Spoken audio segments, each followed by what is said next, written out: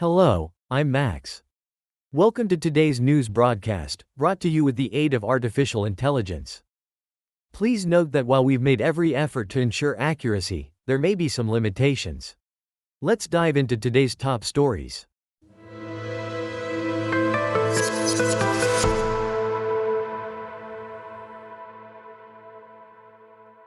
In Britain, civil unrest has erupted, escalating from Southport with riots driven by racial tensions. Prime Minister Keir Starmer faces the daunting task of restoring order while addressing the underlying societal challenges. Over 400 arrests have been made, and severe sentences are being handed out, like Derek Drummond's 3-year prison term.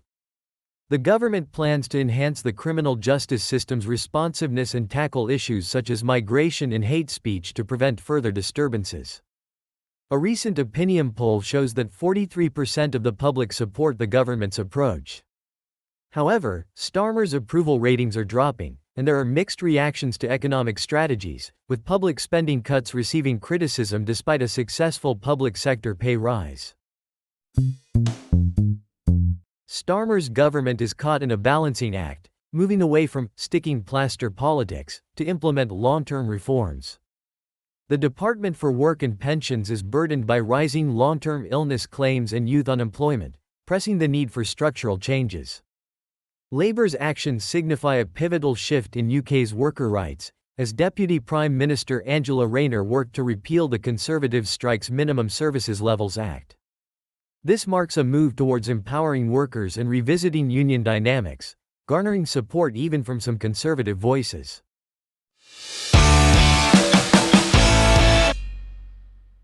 On the economic front, the UK's economy saw a modest growth of 0.6% in Q2.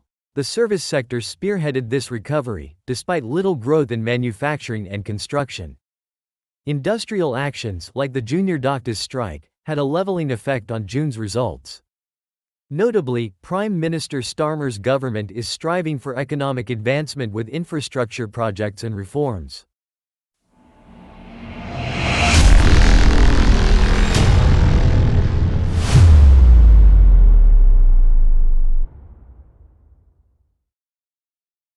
Home Secretary Yvette Cooper is advancing a comprehensive review of the UK's counter-extremism strategy, including tackling misogyny as extremist behaviour.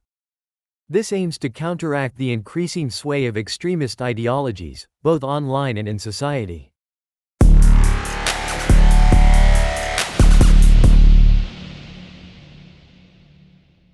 Lastly, on housing, Labour is contemplating empowering local councils to gain land for affordable housing, though some critics call for even bolder steps to transform planning significantly.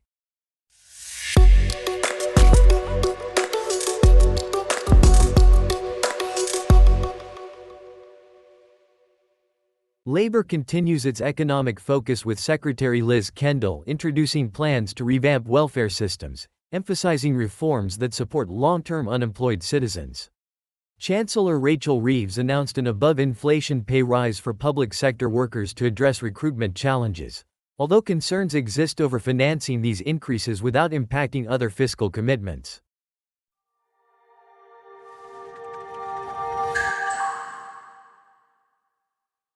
As we conclude, Labour is navigating complex strategies to balance economic growth with social and welfare reforms, reflecting on past adherence to austerity measures and aiming for international investment post-Brexit.